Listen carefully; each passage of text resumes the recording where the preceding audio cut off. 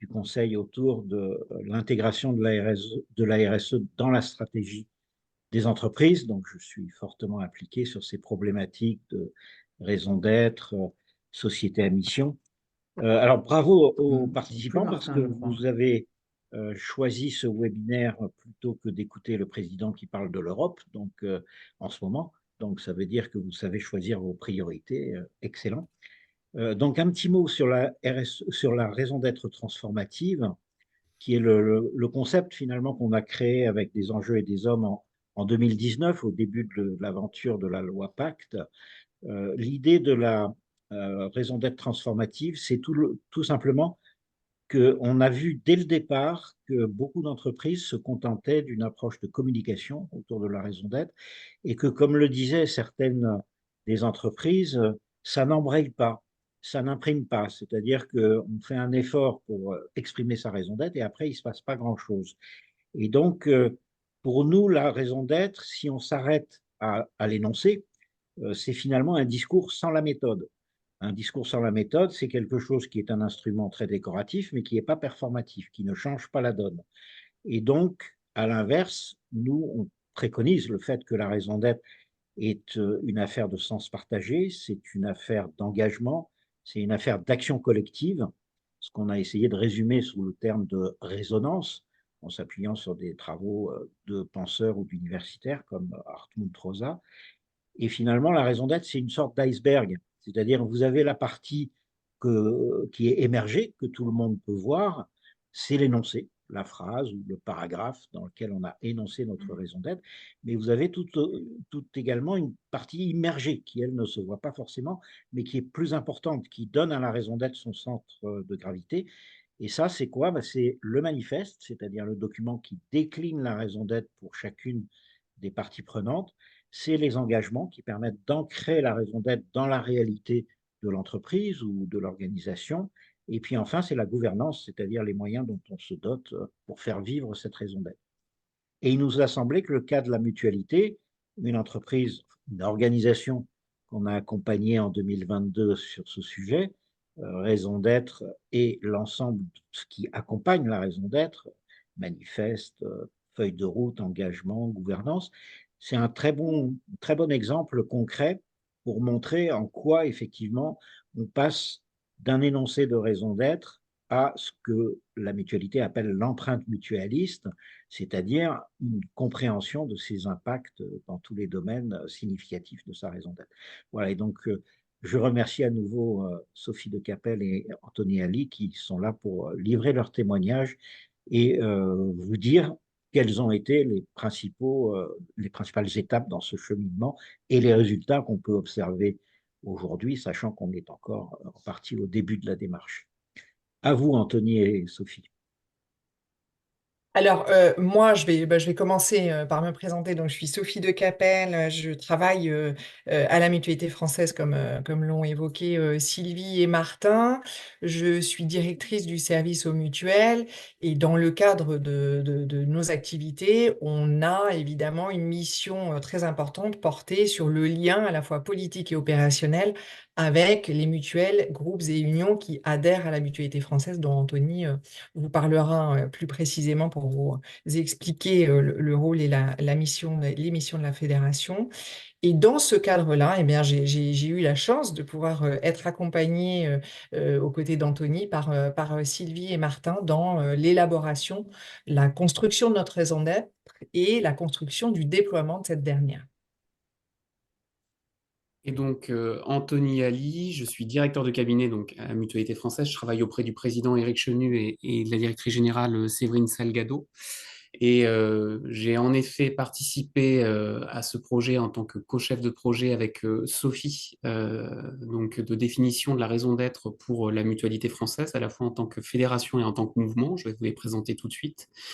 Pourquoi est-ce que j'y ai participé à mon niveau en tant que directeur de cabinet? C'est parce que c'était un engagement, ou en tout cas une impulsion apportée par Éric Chenu lorsqu'il a été candidat à la présidence de la Mutualité française au cours de l'année 2021 et qu'il a été élu en octobre 2021. C'était un de ses engagements de définir cette raison d'être, mais on y reviendra juste après. Donc, pour vous présenter la Mutualité française, nous sommes une fédération, comme le disait Sophie. Nous regroupons à peu près 500 membres adhérents de statuts différents. Ils ont tous un point commun, ils ont tous un statut mutualiste. Donc, c'est un mode d'entreprendre mutualiste. On pourra y revenir peut-être tout à l'heure dans le cadre du webinaire. Donc, il y a des principes de fonctionnement non lucratifs, gestion démocratique et puis des typologies d'actions thématiques. Nous fédérons du coup ces acteurs mutualistes, donc près de 500 comme je le disais. Donc ce sont des acteurs qui déploient des couvertures assurantielles en santé, en prévoyance, en épargne retraite ou en dépendance. Ce sont également des acteurs qui peuvent gérer ce qu'on appelle des services de soins et d'accompagnement mutualistes. Ces services de soins et d'accompagnement mutualistes, ce sont des établissements ou des dispositifs qui couvrent l'ensemble du champ sanitaire et médico-social, qui existent dans notre pays, de la petite enfance jusqu'aux obsèques, en passant par les politiques d'autonomie, d'accompagnement du secteur du handicap, mais également aussi de l'hospitalisation de jour, du soin de suite et réadaptation, de la santé mentale. Ce sont vraiment des acteurs qui couvrent ce spectre-là. Donc, on a 2930 services de soins et d'accompagnement qui sont répartis sur le territoire, à la fois en hexagone, mais également aussi dans l'outre-mer. La Mutualité française, on a une particularité par rapport à d'autres fédérations d'entreprises, c'est qu'on est à la fois un syndicat d'entreprise, donc on est là pour représenter les acteurs qui sont donc adhérents. Donc on a un travail d'influence auprès des pouvoirs publics, quels qu'ils soient, exécutifs, parlementaires, et bien entendu administration centrale, mais également aussi dans les territoires auprès des collectivités ou des administrations déconcentrées. Mais on est également un mouvement social et c'est lié notamment à l'histoire de la mutualité, et on y reviendra tout à l'heure, ou en tout cas Sophie vous l'expliquera dans le cadre de la démarche de raison d'être, ce qui a été important pour nous, un mouvement social. Pourquoi? Parce que les mutuelles, ou les sociétés de secours mutuelles, existent depuis la fin du 19e siècle, et elles ont été constituées, elles se sont développées avant même la création de la fédération, et elles se sont développées en réponse à des besoins sociaux, à des besoins qui n'étaient pas couverts par la puissance publique, mais également aussi en réponse à des enjeux politiques qui se posaient entre la fin du 19e et tout au long du 20e siècle. Donc voilà un peu pour brosser à grande maille la présentation de la mutualité française, et je vous redonne la parole, Sylvie et Martin. Bien, merci beaucoup. Alors, j'espère que je suis bien en mode présentateur plein écran, parce que j'ai eu un petit souci de connexion. J'espère que ça ne s'est pas trop vu. Donc, Tout va bien. Tout va bien. Tout va bien.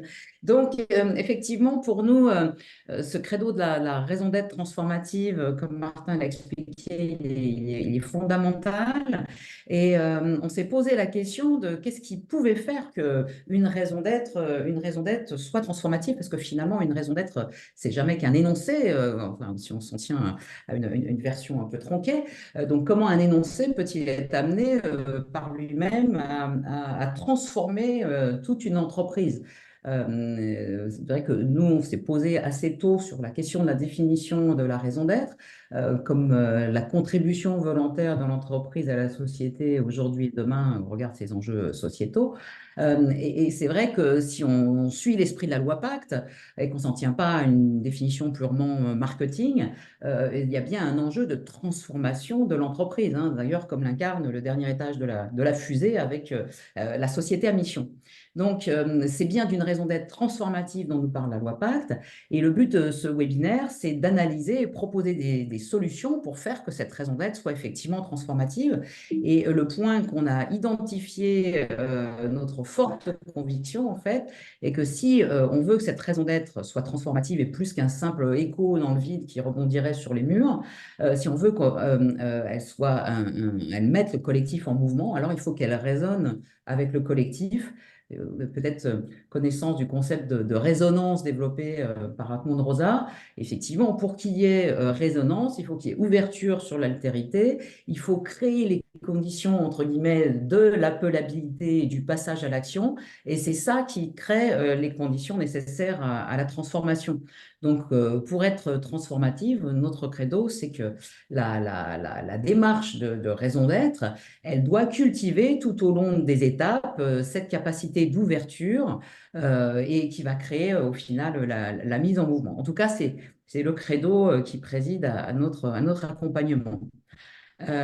Pour qu'il y ait donc résonance collective, si on reprend les éléments d'Arcon 3A, il faut bien qu'il y ait donc ouverture pour rencontrer l'autre, les autres, qu'il s'agisse des collaborateurs, du management, des parties prenantes externes, dans toute leur diversité, les fonctions, les vécus, et créer les conditions de ce qu'on pourrait appeler finalement l'écoute du centre. Et c'est le but de la consultation que de créer cette ouverture, consultation sous toutes ses formes, que ce soit des entretiens, des tables rondes, des enquêtes quantitatives.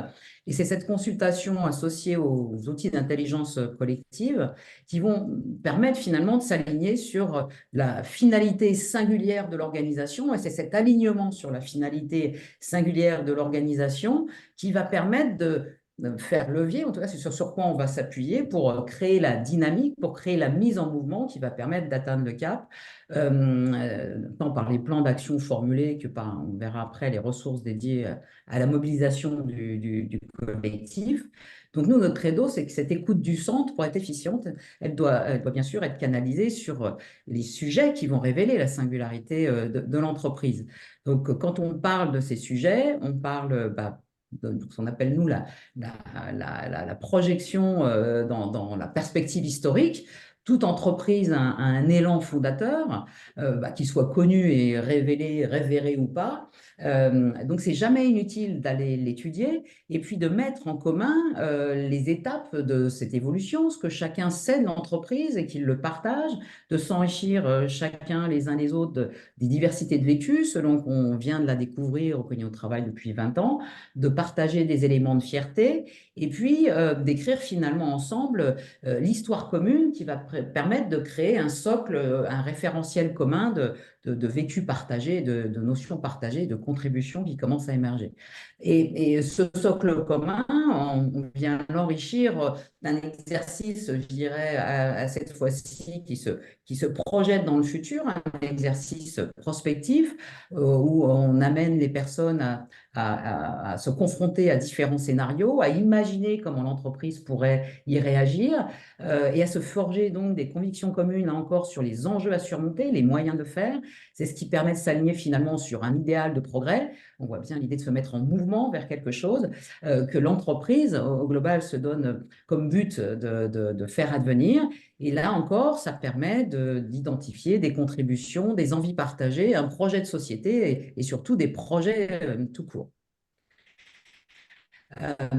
C'est l'analyse donc de ce corpus qui a été créé au fil de ce voyage historique et prospectif qui nous permet en fait de faire émerger ce référentiel d'éléments invariants au fil du temps, singuliers, des modalités spécifiques, voire des valeurs sous-jacentes, mais surtout des finalités, des contributions qui sont autant d'ingrédients pour nous nécessaires à faire émerger un énoncé de raison d'être incarné, c'est-à-dire porté par le collectif et non pas plaqué sur lui. Parce que cette conviction, effectivement, c'est que si on veut qu'il y ait passage à l'action et résonance collective, il faut bien que le collectif se reconnaisse dans le cap qui a été formulé. Après, le deuxième point est important, c'est que cette raison d'être, elle doit s'incarner par de l'engagement, par cette premier point de cette mise en mouvement. Et une raison d'être, sauf erreur d'aiguillage, ça ne se change pas tous les 2 ans. Donc, ça doit être conçu comme une opportunité d'officialiser un engagement sur le long terme, un engagement pérenne. A fortiori, quand on envisage à terme de devenir société à mission, puisque ça rentre dans les statuts. Donc, un engagement long terme avec des engagements qui répondent aux attentes des différentes parties prenantes, en se donnant les moyens que la transformation advienne à tous les niveaux de l'entreprise et en se donnant bien sûr les moyens d'en mesurer les effets. À l'heure de la CSRD, ça serait quand même le minimum, ou en tout cas dommage d'avoir fait tout un travail sans en recueillir les fruits, en tout cas sans pouvoir voilà, les montrer. Pour cela, pour que la dynamique collective donc embraye, il faut donc une feuille de route que nous, on essaye de faire émerger là encore par un processus de co-construction. C'est cette feuille de route qui va permettre à la raison d'être de se traduire donc concrètement avec ses axes d'engagement et des plans d'action, qui va venir incarner l'ambition et les attentes formulées lors de la consultation, qui est garante du cap à atteindre, et puis qui appelle la mise en place de plans d'action pour les tenir, de mesures des résultats. Et c'est ce référentiel partagé de mesure des impacts qui va permettre, nous, c'est ce qui nous semble et ce qu'on voit dans les missions qu'on mène, qui permet de faire de la CSRD, en fait, un outil de valorisation de la bonne réalisation de la raison d'être de la mission et non pas une contrainte réglementaire, parce qu'en fait, voilà, la CSRD va venir mettre en relief naturellement les avancées qui auront été faites sur les éléments constitutifs de la raison d'être et de la mission. Et puis, indépendamment de la feuille de route, si on veut que cette feuille de route, elle imprime dans le concret, qu'elle reste autre chose qu'un document PowerPoint ou Excel, il est important d'accompagner le changement. 65% des projets en entreprise, c'est une étude de John Cotter et puis corroborée par McKinsey, semble-t-il, n'atteignent pas ou que partiellement leur but, faute d'accompagnement du changement. Et à l'inverse, le cabinet Proxy vient établir qu'une conduite du changement bien menée multiplie par 7 les conditions de réussite d'un projet. Donc, dans le cas de la raison d'être, effectivement, c'est d'autant plus important compte tenu de son périmètre très large. Et effectivement, pour nous, ça commence avant même la phase de consultation, c'est ce qu'on verra après avec Anthony et Sophie, par de la communication interne pour faire la pédagogie de la raison d'être, ce que c'est, à quoi ça va servir. Ça va servir aussi à informer et mobiliser les différents types de contributeurs pour les sensibiliser à leur rôle au fil de la consultation, qu'il s'agisse de les inviter à des tables rondes ou bien sûr de mobiliser dans le cadre de la mise en place d'une enquête quantitative. Et puis bien sûr, la communication interne pour divulguer et célébrer le résultat des travaux. Et puis, ça se poursuit lors de la phase critique d'opérationnalisation et de déploiement de la raison d'être, parce que là, l'enjeu, c'est effectivement d'embarquer concrètement les différentes instances de management, les différentes populations dans ce projet commun qui est de mettre en œuvre la raison d'être et à définir les moyens de son opéralisation, que ça passe effectivement par des plans d'action, mais c'est aussi de l'identification des leviers à activer pour intégrer le facteur humain. Le changement n'est jamais totalement spontané, surtout dans les organisations, donc il faut se pencher sur la capacité à le faciliter, à le créer. Et puis, bien sûr, dans la capacité à imprimer les pratiques et à motiver le changement, notamment en mettant en place des outils de mesure, une gouvernance, des objectifs à atteindre avec les incentives nécessaires. Donc, tout ça implique effectivement d'arriver à bien ancrer dans les pratiques ce projet de raison d'être et à se donner les moyens, effectivement, non seulement de mesurer les progrès à réaliser, mais de créer les conditions pour que ce progrès advienne.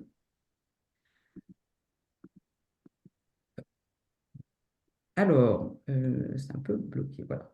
Et effectivement, l'enjeu, c'est bien de faire progresser l'ensemble du collectif, du détachement au fait d'être impliqué et puis, au final, d'être engagé dans le passage à l'action. Donc, pour résumer, sans résonance collective, enfin, pas de raison d'être transformative sans résonance collective, sans résonance collective, pas de transformation, donc pas d'impact. Donc voilà, ça permet d'enchaîner avec la présentation que vont nous faire Sophie et Anthony, justement, de comment ce travail est initié il y a près de 2 ans et demi maintenant sur la réflexion sur la raison d'être, sa révélation, le déploiement et la mesure d'impact se concrétise aujourd'hui.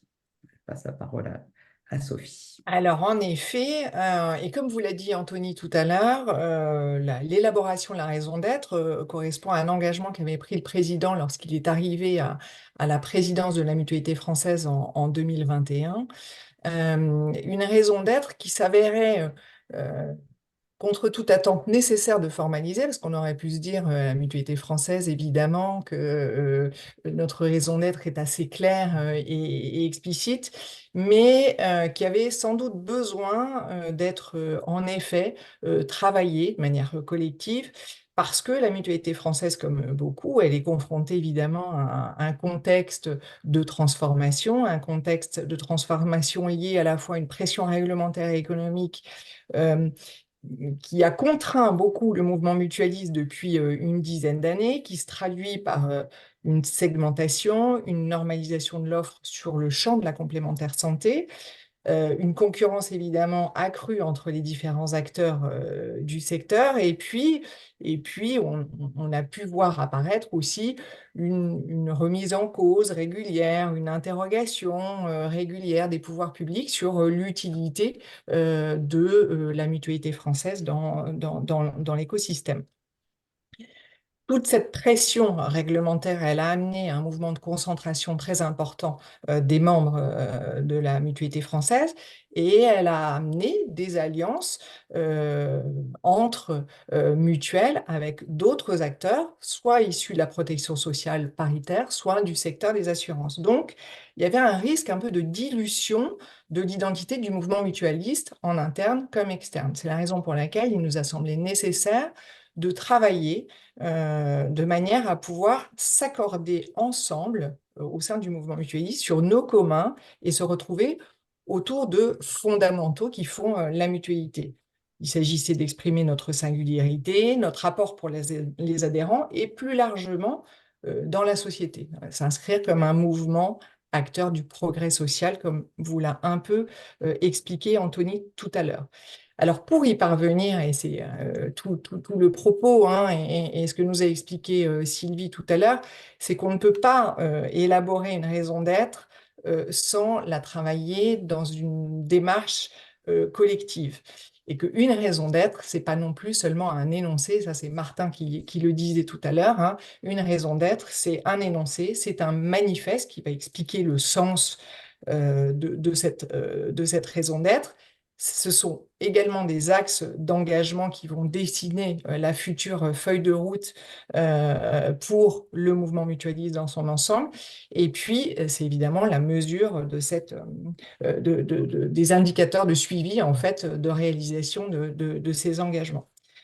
Alors, vous voyez là une grande fresque qui va vous montrer, en fait, tous les travaux qui ont été menés, sachant qu'on a eu deux phases en fait, hein, depuis 2022. On a une phase que vous voyez ici d'élaboration de la raison d'être, et puis on a une deuxième phase construite en 2023 de déploiement en fait de cette raison d'être. Alors cette raison d'être, on vous l'a dit, elle ne peut exister que si elle est co-construite. Donc on a co-construit cette raison d'être en trois étapes. Une première étape, vous voyez le schéma en bleu, on va dire une étape un peu de cadrage des travaux à mener. L'idée étant, dans cette phase de cadrage, de faire un petit état des lieux et cerner vraiment les attendus du projet à venir. Donc on a analysé l'existant, les documents fondateurs. Anthony, vous parlez de notre vieille histoire hein, qui a fondé la mutualité française. Eh bien, il s'agissait vraiment de se replonger dans toute la documentation issue de l'histoire de la mutualité. Et puis, évidemment, la documentation, c'est bien, mais c'est bien aussi de pouvoir échanger, et ça a été le cas avec des administrateurs et des dirigeants mutualistes. Ça, c'était la première phase. Et puis ensuite, une fois que les choses étaient bien cadrées, on a pu organiser vraiment cette phase de co-construction avec l'ensemble des parties prenantes. On a d'abord mis en place, organisé et animé, et ce sont Martin et Sylvie qui ont été les chevilles ouvrières de cette animation, d'ateliers avec des contributeurs issus du mouvement. On a eu des élus, des opérationnels qui se sont réunis à 3 reprises dans le cadre d'ateliers pour réfléchir sur la raison d'être à partir, bien sûr, de l'histoire L'objectif étant de montrer la singularité du mouvement mutualiste et sa place dans la société depuis le 19e siècle. Un deuxième atelier qui a été l'occasion plutôt de se projeter sur qu'est-ce que la mutualité à 30 ou 50 ans, et puis un troisième atelier pour commencer à définir un peu les principes fondateurs, ce qu'on appelle les ingrédients, les pierres angulaires de ce que pourrait être la raison d'être de la mutualité française. Ce travail s'est poursuivi par une étape de priorisation. Anthony vous parlera en fait plus sur le fond des pierres angulaires qui se sont dégagées de ces travaux, des principaux socles de valeurs constitutifs de la raison d'être. On en a eu 8, pardon, qui ont été priorisés encore une fois de manière collective et co-constructive. Ces principes ont été échangés, partagés sur l'ensemble des territoires de France, au travers de réunions régionales qui ont été organisées, au cours de laquelle plus de 900, entre 900 et 1000 militants, délégués et élus de mutuelles ont pu s'exprimer sur ces valeurs socles, ces pierres angulaires, et les prioriser, identifier celles qui leur semblaient essentielles à faire apparaître dans tous les éléments constitutifs de la raison d'être. Et puis, on a eu une réunion avec une centaine de dirigeants effectifs. Alors, les dirigeants effectifs, au sens de la mutualité française, ce sont des directeurs généraux et des présidents de mutuelles qui se sont également exprimés pour, bien sûr, valider en fait la formalisation de ces pierres angulaires et également les prioriser. Et ça, Anthony vous en parlera un peu plus précisément dans un second temps. Une fois que, ensemble, au sein du mouvement mutualiste, on a identifié ces pierres angulaires, on s'est attaché à aller un petit peu plus loin et d'aller échanger avec ce qu'on appelle les parties prenantes extérieures. Parce que l'idée, c'est pas de réfléchir entre soi. L'idée, c'était bien de réfléchir avec ceux qui font le mouvement mutualiste, mais également ceux et celles avec lesquels le mouvement mutualiste est amené à interagir. Donc, on a rencontré, au travers de focus group et d'entretiens individuels, des organisations syndicales, des associations comme la Croix-Rouge, le Secours populaire. On a également été à la rencontre d'organisations de professionnels de santé, qui soient médecins, chirurgiens, dentistes, pharmaciens, pour partager avec eux les travaux et identifier les attentes de ces parties prenantes-là et voir comment pardon, je vais y arriver, comment les pierres angulaires résonnaient chez eux, qu'est-ce que ça suscitait comme attente et quelles actions ils nous poussaient à entreprendre, quels axes d'engagement ils nous poussaient à entreprendre. Tous ces échanges nous ont permis de faire émerger à la fois des pistes de collaboration, parce qu'on s'est bien rendu compte au travers de ces entretiens qu'il y avait certains partenaires avec lesquels certaines actions pourraient être mises en œuvre pour faire vivre cette raison d'être, et puis bien sûr les axes d'engagement à formaliser dans le cadre de la formalisation de cette raison d'être, au-delà de l'énoncé dont on parle souvent. Et puis, à l'issue de cette phase d'entretien et de focus group, on a consulté plus largement l'ensemble du mouvement mutualiste, cette fois-ci par le biais d'une enquête d'opinion à laquelle chaque opérationnel, élu ou président pouvait intervenir et se prononcer pour s'assurer de l'adhésion du mouvement aux pierres angulaires priorisées. Et ça a été le cas, puisque 85% des personnes qui se sont exprimées ont manifesté une forte adhésion à ces pierres angulaires. Et puis aux axes d'engagement dont Anthony vous parlera tout à l'heure, qui découlent des pierres angulaires également. Au total, vous voyez qu'on a une large association à plusieurs niveaux, soit en qualité de contributeur, soit en qualité de valideur, hein, on va dire de partage, ou d'enrichissement des éléments constitutifs de cette raison d'être. Tous ces éléments nous ont permis de finaliser les différents aspects de la raison d'être, de définir donc ce fameux énoncé de la raison d'être, d'en écrire donc le manifeste et puis de structurer les axes d'engagement et bien sûr le plan d'action associé. Parce qu'il ne suffit pas de se dire on a un magnifique énoncé, on a des axes d'engagement qui sont bien formalisés, mais concrètement, ces axes d'engagement, comment ils se traduisent, par quelles actions, comment on les met en œuvre et comment on les évalue. Et ça, c'est l'objet de la deuxième étape. Pour l'instant, à ce stade, on a l'énoncé, on a le manifeste avec les axes d'engagement et tous ces éléments ont fait l'objet, bien sûr, d'une validation au cours de l'année par les différentes instances de la fédération et elle a été validée par l'instance, on va dire, suprême, hein, qui est notre Assemblée générale, avant d'avoir été dévoilée au moment du congrès de la Mutualité française. Tout Alors, au long, effectivement, on va peut-être passer rapidement au reveal parce ouais, que je vois que le temps le passe. temps tourne. Voilà, donc effectivement, la raison d'être, elle a été révélée au moment du congrès de Marseille avec un film superbe que je vous invite à aller voir, un manifeste. Et puis, je laisse Anthony partager les pierres angulaires Ouais. et entamer le sujet de l'empreinte. Donc oui, merci. Comme Sophie l'a dit, du coup, on a travaillé, on a identifié les travaux préparatoires qui ont été menés avec les différents groupes ont permis d'identifier 8 pierres angulaires pour la définition de notre raison d'être.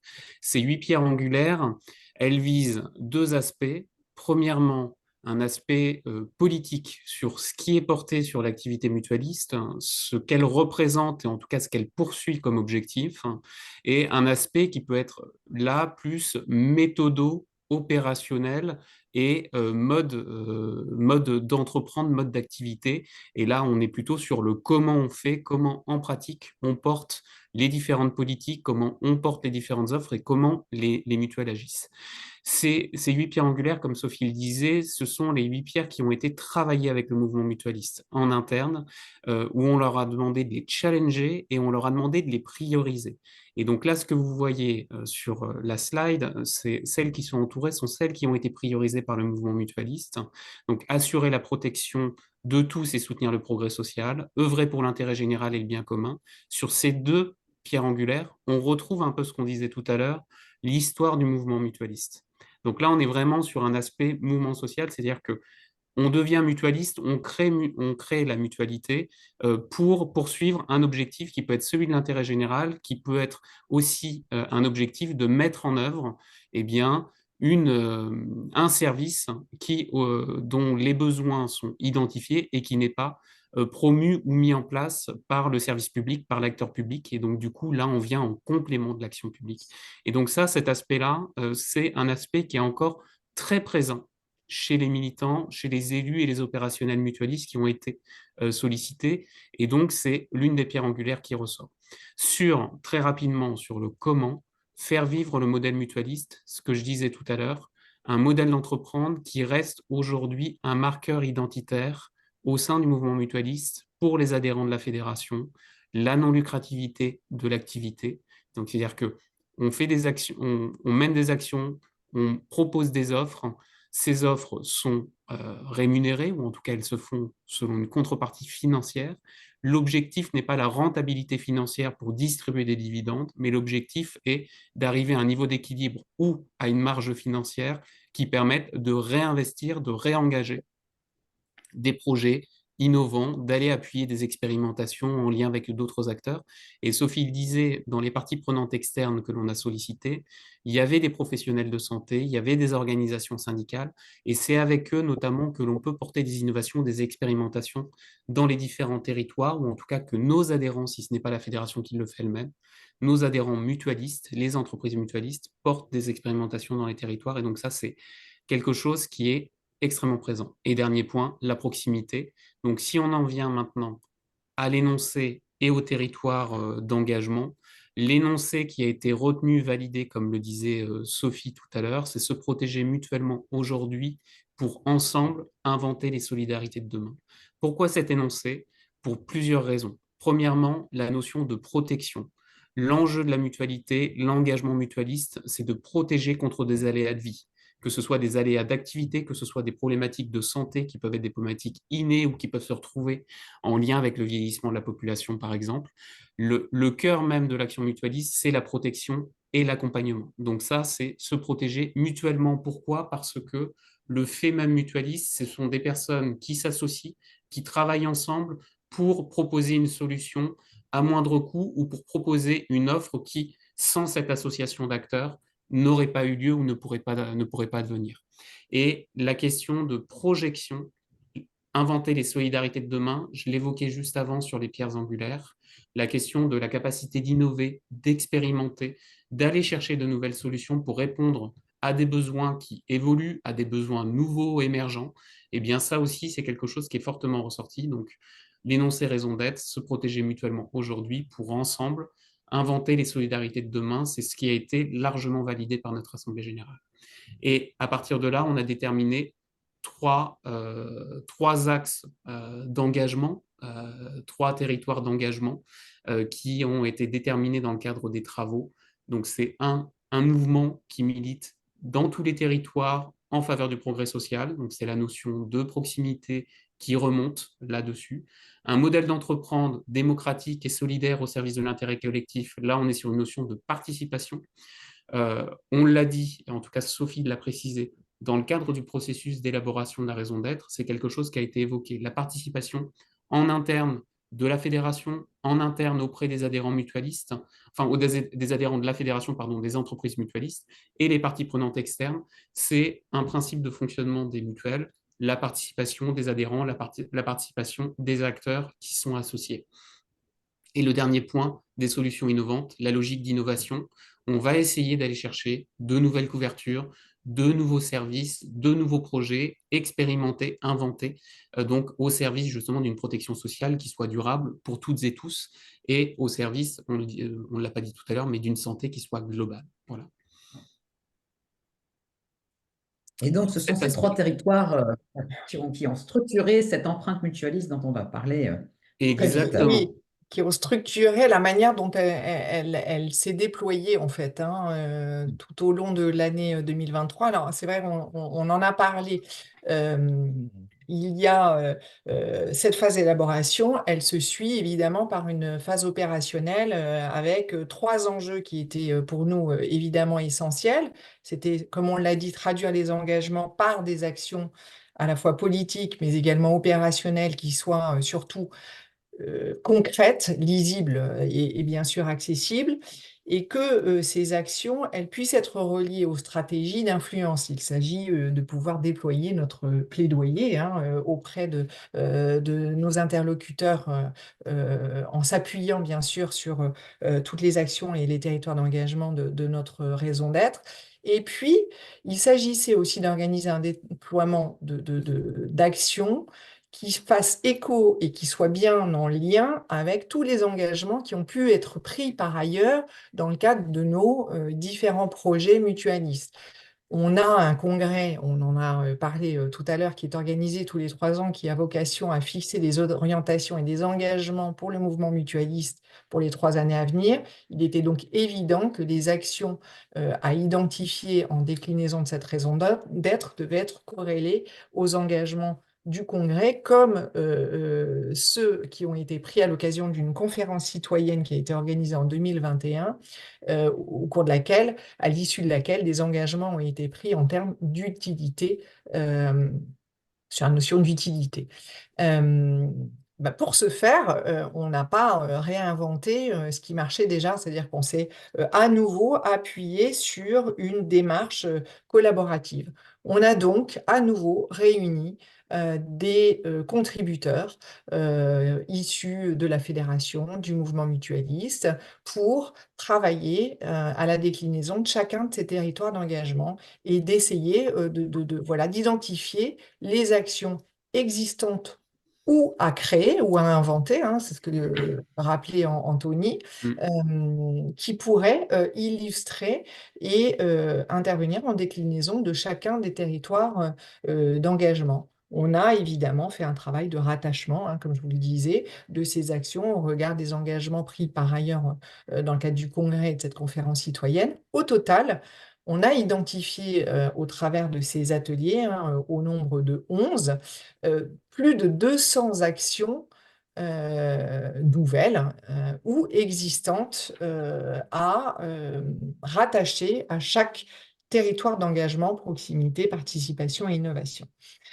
Une fois qu'on a réussi à rassembler toute cette matière, évidemment, on les a rationalisées, recentrées, rassemblées, et puis on a à nouveau organisé des entretiens avec les parties prenantes externes, pas toutes, mais en tout cas celles avec lesquelles on avait eu un véritable échange et avec lesquelles on a pu partager ces actions et potentiellement imaginer les partenariats ou la collaboration à mettre en œuvre pour pouvoir déployer les actions retenues. Et puis, on a, tout comme la première phase, organisé une consultation avec l'ensemble du mouvement. Les acteurs opérationnels et élus ont pu valider, enrichir, compléter les actions qui avaient été identifiées au regard en face de chaque territoire d'engagement. Tout ce matériel a permis d'élaborer le dernier, le document que l'on appelle raison d'être en 15 actions qui a été présenté là aussi à l'Assemblée générale. Cette feuille de route et ce plan d'action, eh bien évidemment, il se traduit en actions à court, moyen et long terme, hein. L'idée, c'est de définir une feuille de route sur les 3 années à venir. Donc, il y avait les actions identifiées pour 2023, pour 2024 et 2025, et en même temps, identifier les indicateurs de suivi pour s'assurer de la bonne réalisation de ces actions. Mais le déploiement de cette raison d'être, elle passe aussi par un volet communication, information et pédagogie très important. Donc, ce n'est pas un seul film au congrès ou des tables rondes aux assemblées générales qui peuvent s'avérer suffisantes pour permettre à chacun de s'approprier cette raison d'être. On a donc travaillé à des documents permettant au groupement de s'approprier cette raison d'être à travers un guide qui présente de manière un peu plus précise les 3 territoires d'engagement, et puis une fiche repère qui synthétise un peu le manifeste qui pouvait s'avérer un peu complexe à intégrer. Et puis, la communication, c'est aussi forcément porter et intégrer la raison d'être dans tous nos supports de communication. Donc, évidemment, à l'occasion des vœux, on a eu une traduction visuelle de notre raison d'être. On a créé une rubrique sur notre site extranet, mais également sur le site institutionnel. Et puis, bien sûr, le rapport d'activité qui a été élaboré pour 2022 a été élaboré, structuré en déclinaison, bien sûr, de la raison d'être et de ces territoires d'engagement. Et puis, une fois qu'on a permis une appropriation et une intégration des éléments de communication, eh bien, il fallait incarner cette raison d'être.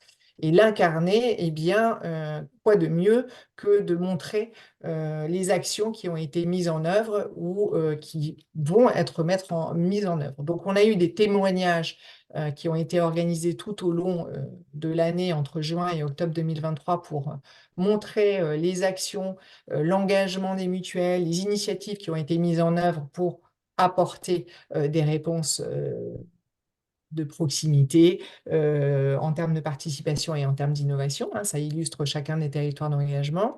On a eu des webinaires qui ont été également organisées pour montrer comment concrètement se traduisait cette raison d'être sur, on va dire, sur le terrain. Et puis bien sûr des présentations, des animations. Aujourd'hui, où est-ce que nous en sommes? Eh bien, je vous avais parlé de 200 actions qui avaient été élaborées. Elles ont été voilà, rassemblées au travers de ce document 15 actions. Et ces 15 actions, elles ont été déclinées en un certain nombre d'initiatives qui font l'objet d'un bilan qui vont être présentés là à la prochaine Assemblée générale. Donc, je peux déjà vous donner quelques éléments, hein. On a eu 57 initiatives qui étaient recensées pour 2023. Eh bien, à la fin de cette année 2023, on a un taux de réalisation de ces initiatives qui est très important puisqu'il est de 97% pour l'ensemble des 3 territoires d'engagement. Donc, on est plutôt satisfait parce que ça veut dire qu'effectivement, il y a eu un embarquement du mouvement et du mouvement et des équipes d'ailleurs de la fédération, dont on ne parle pas beaucoup, hein. Il y a le mouvement, mais il y a la fédération, pour porter, déployer, mettre en œuvre ces actions, ces initiatives. Elles ont été portées par, Anthony, vous le disiez tout à l'heure, hein, le mouvement mutualiste, il est composé de différentes typologies de mutuelles, et bien que ce soit les mutuelles de santé, les mutuelles dites de livre 3 qui portent des services de soins et d'accompagnement, ou de livre 1, c'est-à-dire nous par exemple, et bien chaque typologie de mutuelle s'est bien appropriée cette raison d'être et a bien déployé des actions au cours de l'année 2023, comme elle s'engage à le faire pour 2024 et 2025. Et au-delà de la réalisation des actions, évidemment, la mesure d'impact de ces actions était un élément important et on en arrive à la mesure d'empreinte. Merci Tout à Sophie. fait. Merci Sophie. Donc, la mesure d'impact était un peu la suite logique de la définition de la raison d'être et du déploiement de celle-ci. C'est-à-dire qu'à partir du moment qu'on on se l'est dit, on a discuté en interne au sein de la fédération en lien avec notre gouvernance politique, hein, et à l'impulsion de celle-ci par ailleurs.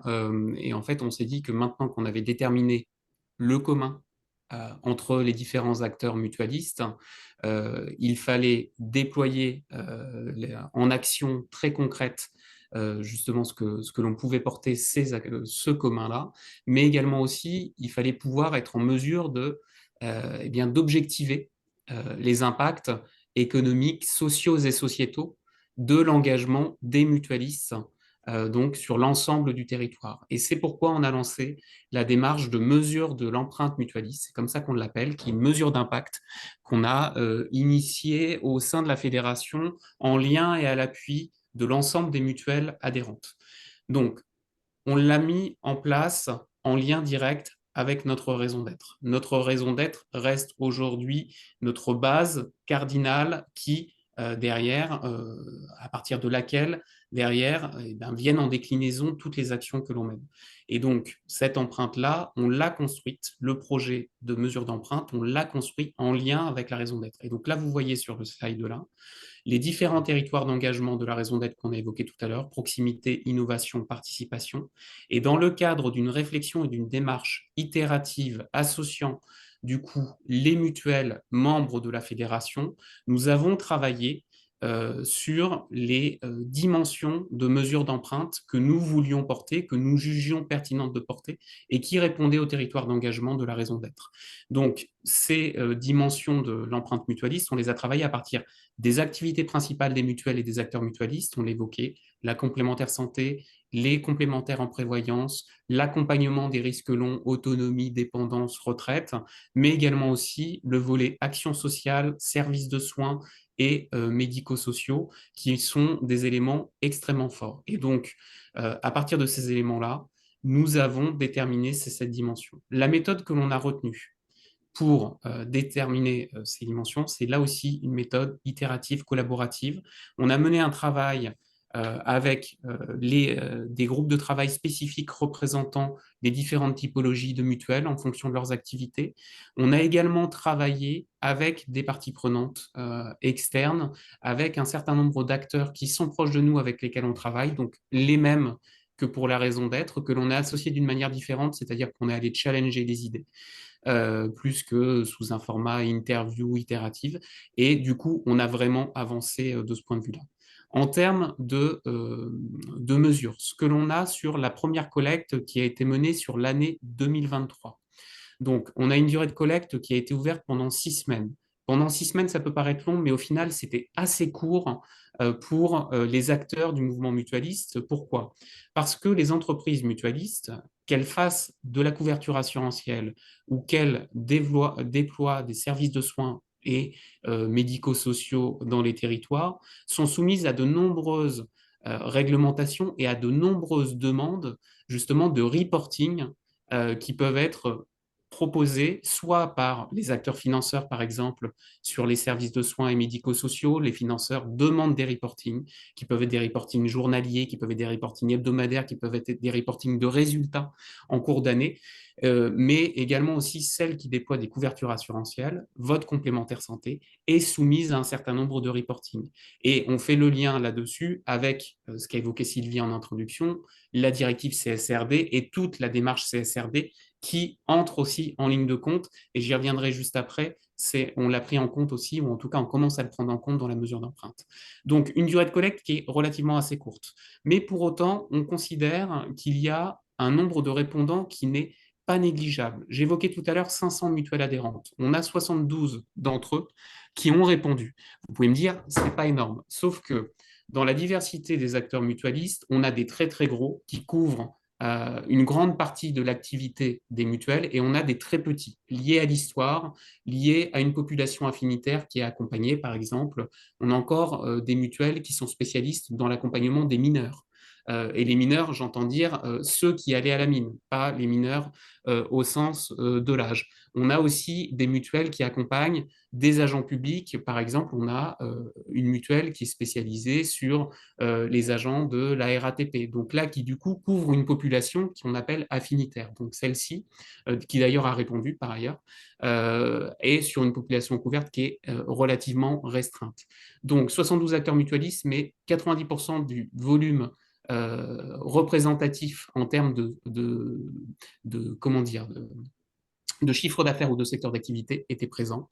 On a 50% du volume d'activité des couvertures assurantielles, 33% du volume d'activité des services de soins et d'accompagnement qui étaient du coup répondantes, et ça nous légitime en tout cas. On a considéré que ces résultats-là permettaient d'avoir un bon niveau de mesure, et sur les indicateurs où justement il n'y avait pas un nombre de répondants qui était majoritaire, nous avons, avec le cabinet qui nous accompagne, INCO, dans le cadre de la mesure d'empreinte, travaillé sur une extrapolation des résultats en fonction des différentes typologies d'activité. Donc, en bilan, jugé satisfaisant, une objectivation des données avec une extrapolation quand c'était nécessaire, et les indicateurs retenus. Et donc, du coup, on a pu lancer une démarche de communication d'influence en interne du mouvement et en externe. Il faut savoir, parce que je ne l'ai pas précisé, que sur la collecte 2023, nous avions 21 indicateurs avec à minima 1 à 2 indicateurs pour chacune des 7 dimensions que nous avons présentées tout à l'heure. Et sur les 21 indicateurs, il y en a 18 qui ont pu être justement communiqués parce que les résultats étaient assez tangibles. Pour la démarche 2024, on a renforcé la démarche de participation et la démarche de collaboration. Pourquoi? Parce qu'au-delà, on est reparti des indicateurs, on est reparti du bilan d'activité, mais on a créé des groupes de travail avec des mutualistes qui ont répondu pour avoir leur retour, leur perception sur la manière dont les indicateurs étaient rédigés, sur la manière dont les questions étaient construites et sur la manière dont les données ont pu être utilisées. À partir de groupes de travail que l'on a montés tout au long de l'automne, enfin que l'on a organisé tout au long de l'automne et cet hiver, on a pu identifier des besoins en termes d'ajustement de certains indicateurs pour les rendre plus facilement du coup utilisables, pour les rendre plus facilement remplissables, ou en tout cas faciliter les réponses, et les rendre pertinents aussi par rapport à certaines activités qui étaient jugées peut-être un peu en décalé par rapport à la réalité des besoins ou à la réalité de l'activité des mutuelles. On a identifié aussi de nouveaux indicateurs. Par exemple, on a créé des indicateurs sur la petite enfance. On a créé aussi des indicateurs sur la notion de marque employeur ou tous les dispositifs de ressources humaines des entreprises mutualistes.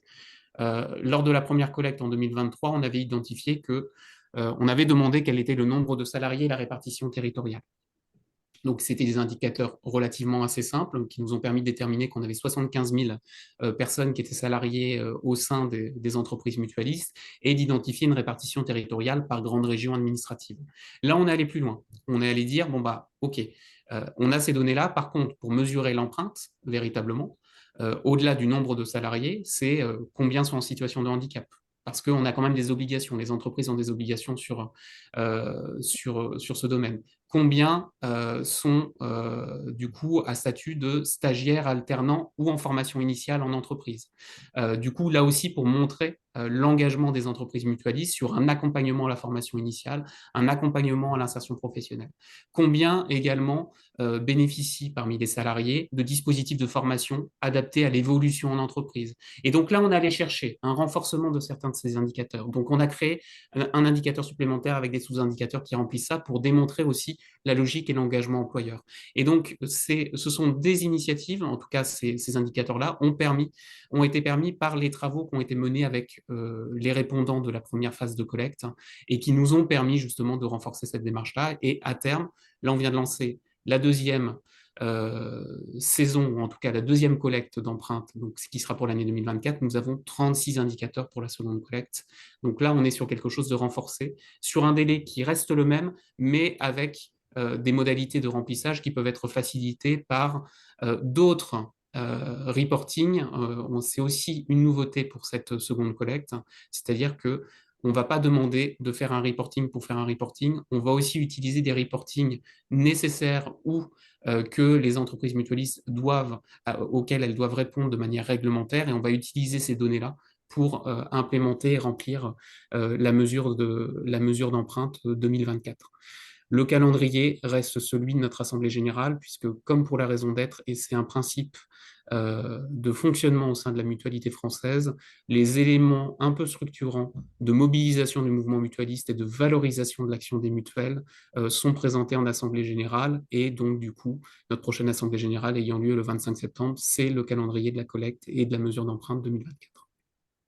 Merci beaucoup, Anthony et Sophie. Je vais passer rapidement la parole à Martin pour la conclusion, parce qu'on est un petit peu en retard sur le timing. On aurait voulu pouvoir prendre quelques-unes de vos questions. En tout cas, on est ravis d'avoir accueilli Sophie et Anthony, qui sont venus démontrer que la raison d'être, comme disait Robert Freeman récemment, c'est pas juste un énoncé, c'est une conversation. C'est une conversation qui occupe tout le monde, tout le temps, et qui, effectivement, en plus, peut se concrétiser dans la mesure d'impact, et y compris jusque dans la CSRD, c'était un exemple intéressant. C'est pour ça qu'on a souhaité vous le présenter. Je passe la parole à Martin pour Oui, la donc conclusion. merci Sylvie et merci beaucoup Sophie et Anthony, c'était très clair et c'était très drôle pour nous, pour Sylvie et moi, de revoyager dans toutes les étapes qu'on a parcourues ensemble, c'est magnifique.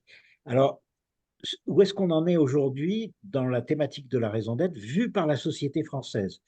Et c'est une question intéressante et on a une réponse dans cette enquête qui a été faite par l'Institut de l'entreprise en mars 2023 qui nous dit que ben, il y a quand même un petit déficit de notoriété sur la raison d'être. On voit que 59% des Français et plus particulièrement 64% des salariés n'en ont jamais entendu parler. Et pour ceux qui en ont entendu parler, la plupart ne savent pas trop de quoi il s'agit. Donc il y a en gros une grosse dizaine de pourcents seulement des Français ou des salariés qui savent de quoi ils retournent. Alors, c'est jeune, c'est encore récent la raison d'être, c'est la loi PAC 2019, donc il faudra encore s'installer. Mais il y a un deuxième déficit qui est peut-être plus problématique encore, qui est le déficit de crédibilité. C'est-à-dire que quand on demande à ceux qui en ont entendu parler, donc qui savent de quoi ils retournent, pourquoi les entreprises se lancent dans cet exercice dénoncer leur raison d'être, eh bien, vous voyez que la sincérité est minoritaire. 36% seulement pensent que les entreprises y vont par sincérité. L'essentiel, 63%, pensent que les entreprises y vont par opportunisme, pour des raisons d'image, etc. Donc, c'est un jugement sévère qui reflète l'esprit critique, hein, très développé en France, mais qui doit quand même interpeller les entreprises. Et c'est la raison pour laquelle on a beaucoup travaillé, nous, sur cette thématique de la raison d'être transformative, parce que tant que la raison d'être n'est pas capable de montrer ses apports, eh bien, finalement, elle tombe à côté. Elle tombe à côté de la plaque. D'où cette notion d'empreinte, et on a trouvé ça très intéressant, la façon dont le mouvement mutualiste s'est emparé de cette volonté d'aller de l'avant et de mesurer cette empreinte qui, à notre avis, préfigure la façon dont notre économie aujourd'hui se recompose lentement, c'est-à-dire autour de l'économie de l'impact. On est en train de rentrer dans une économie de l'impact, c'est-à-dire avec des acteurs économiques beaucoup plus attentifs à leurs impacts, que ce soit limiter des impacts négatifs ou augmenter des impacts positifs. D'où la CSRD, qui effectivement va être un levier intéressant, qui nous donne, finalement, quand vous regardez ce qu'est la CSRD, c'est un référentiel d'indicateurs qui sont des indicateurs justement de contribution, des indicateurs d'impact, des indicateurs d'empreinte.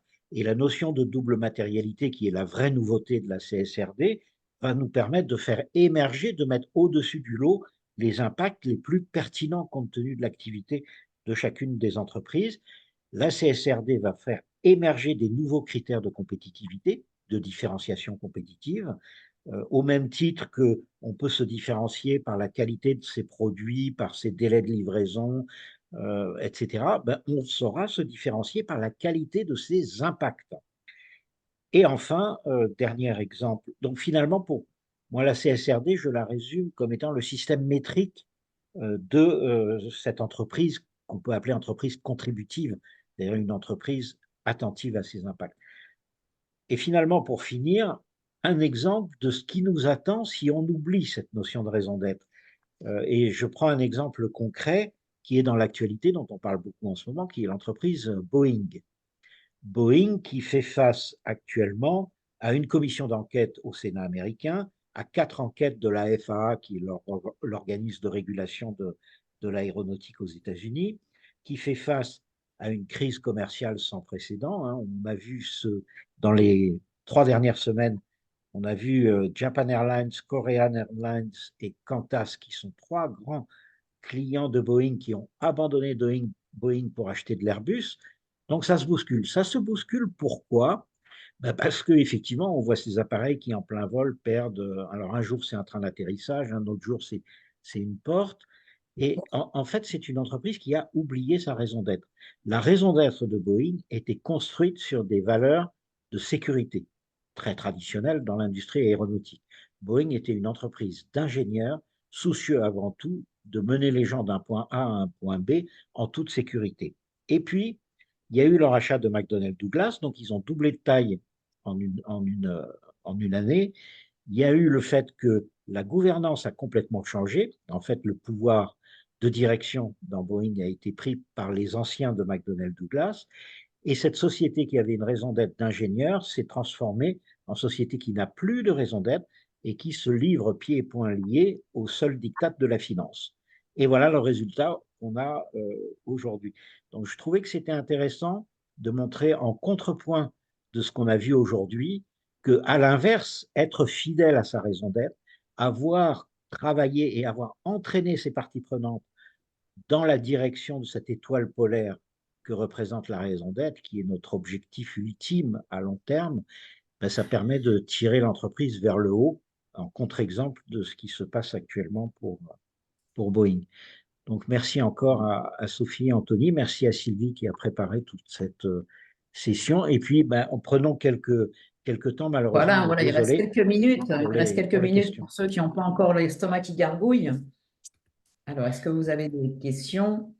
Alors, il y a des questions qui sont dans le chat, hein. Tu as vu Oui, peut-être, oui, tout à Sylvie? fait.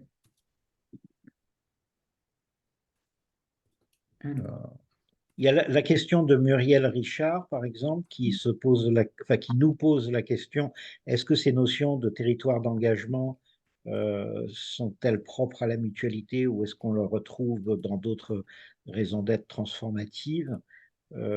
Pour répondre en 2 secondes, et puis je vous laisserai compléter, hein, mais dans la méthodologie qu'on propose, nous, on parle effectivement davantage d'axes d'engagement, de notions d'impact, et c'est vrai que la mutualité a préféré ce terme empreinte qui, je crois, fait résonance avec son histoire et qui est effectivement un terme très plein de sens. Mais je vous laisse dire ce qu'il en est, Anthony et ou Sophie. Mais c'est vrai qu'on les récupérerait volontiers parce que je trouve que la notion de territoire d'engagement, en plus, à un moment où on se dit que tout se passe sur les territoires et que la transition, c'est sur les territoires au niveau local qu'elle arrivera. Finalement, les axes d'engagement, ils disent la direction, mais les territoires d'engagement, je trouve qu'ils engagent justement à être plus concrets. Mais vas-y, Anthony. Vas-y, Sophie. Non, non, mais vas-y. D'accord, ok, bon, pardon. Mais Excuse-moi. en fait, du coup, Sylvie, je te rejoins, c'est-à-dire que c'est quelque chose qui avait été évoqué dans le cadre du comité qui a accompagné le projet Raison d'être. Donc, c'est un comité où, comme Sophie le disait tout à l'heure, il y avait à la fois des élus des mutuelles et des acteurs opérationnels, notamment de la fédération. On avait échangé sur est-ce qu'on doit définir des actions, des axes, hein, et on était tombé sur territoire parce qu'on trouvait que, premièrement, ça correspondait plus, comme l'empreinte, au mouvement mutualiste. C'est-à-dire que on s'engage non pas sur un axe donné, mais sur un territoire particulier qui peut être complet, qui peut être évolutif également, et en tout cas qui n'est pas arrêté, qui n'est pas dans un couloir de nage. L'idée aussi, c'est d'avoir quand même une vision un peu transversale, et la notion de territoire, on trouvait ça plus engageant qu'un axe, l'axe participation, l'axe innovation. Le territoire d'engagement innovation, le territoire d'engagement participation, pour nous, c'était vraiment un élément où on mettait les pieds dedans et on mettait les pieds pour agir. Voilà, c'était un peu ça, c'était la C'est logique ça. qui était la nôtre. Et puis effectivement, la notion de territoire, c'est quand même enfin, une notion qui est très très importante et qui fait partie de l'ADN mutualiste aussi, hein. On a à cœur d'agir sur tous les territoires et donc ça faisait vraiment écho à ce que nous sommes. Il y a une question dans la foulée de ce que vous avez mené qui vous interroge sur l'envie de devenir fédération à mission ou d'engager l'ensemble des acteurs du mouvement mutualiste à devenir société à mission. Mm. Est-ce qu'il y a une question qui se pose en interne? Non, parce qu'on considère que être mutualiste, c'est déjà avoir une mission, c'est déjà remplir une mission. Par contre, c'est une question qui a été abordée dans le cadre de la réflexion sur comment on décline la raison d'être, hein. Qu'est-ce qu'on fait maintenant? Et ça a notamment été abordé au début, à l'introduction des échanges sur la définition de la mesure d'empreinte. Et on considérait, et c'est aussi pour ça qu'on a parlé d'empreinte et pas d'impact en tant que tel, c'est toujours dans cette logique-là que on est dans une société évolutive, on veut s'adapter à des besoins nouveaux, à des besoins émergents, mais en même temps, on a déjà un rôle et on veut le montrer. Et on considérait que les mutuelles ont déjà un objet social défini et qui est un objet à impact social, économique, sociétal, et il valait mieux mesurer ce qui était déjà existant plutôt que d'aller chercher un statut peut-être complémentaire que l'on considérait déjà avoir de manière intrinsèque. Je ne sais pas si je suis clair de ce point de vue-là, mais le fonctionnement même des mutuelles, la manière dont elles sont créées, des personnes qui se réunissent pour porter une action, pour développer un projet, développer une offre, développer un service, on considérait que déjà c'était constitutif d'une entreprise ou d'une société à mission et qu'on n'avait pas forcément besoin d'avoir le statut pour. Ça ne veut pas dire qu'il ne faut pas le faire. Ça, pour le coup, c'est un débat et chaque mutuelle est libre Un d'avoir le certain débat nombre en de son sein, sociétés, d'ailleurs. si elle le souhaite, hein. Mais en tout cas, sur le mouvement mutualiste et sur la fédération, on s'est dit que valait mieux renforcer la mesure d'empreinte et valoriser ce qui était déjà existant plutôt que d'aller chercher peut-être ce statut-là de société à mission. Ok. Bah, justement, dans la foulée, il y a une question de Frédéric Leroux qui dit peut-on imaginer un système d'audit de la validité de la raison d'être des organisations? Et puis, je ferai le lien avec l'autre question qui est comment relier analyse de double matérialité et raison d'être. Alors, aujourd'hui, voilà, les entreprises qui ont mis leur raison d'être dans leur statut, et a fortiori celles qui l'ont juste laissé sur leur site internet sans faire grand-chose d'autre, bah, il n'y a aucune jurisprudence qui vient venir les interpeller sur en quoi elles l'ont traduite. Pour autant, effectivement, le principe de la société à mission pour les entreprises qui veulent s'engager dans une démarche de progrès et se confronter à un audit, c'est bien le propos de ce que les dispositions de la loi PAC leur propose. Quand on est une société à mission, voilà, on travaille avec un comité de mission, des parties prenantes, l'interne et l'externe, dans l'idéal. Et puis, tout ce travail d'avancée que le comité de mission est censé contribuer à faire advenir est audité de très près par des OTI assermentés. Donc, voilà, il y a cet audit de validité de la raison d'être qui peut se faire par le biais de la société à mission. Après, effectivement, pour toutes celles qui mettent une raison d'être, qui ne sont ni société à mission et surtout qui ne mettent pas derrière des plans d'engagement et des éléments concrets pour l'incarner, bah, effectivement, on peut penser que la CSRD, ça va démontrer un certain nombre de failles. Et que effectivement, si on a mis dans son énoncé de raison d'être, je ne dirais pas à qui je pense, mais voilà, faire advenir un monde plus durable et que dans le même temps, on lance une série d'actions commerciales qui visent je dirais, à profiter du fait qu'un certain nombre d'outils digitaux sont obsolètes ou pourraient presque le paraître. On peut se dire qu'effectivement, voilà, quelqu'un qui va ouvrir le rapport de durabilité et comparer la raison d'être, voilà, va identifier qu'il y a des grosses failles dans ce qu'on attend, on sera en droit d'attendre de cette raison d'être et de ce qui est vraiment mis dans la réalité.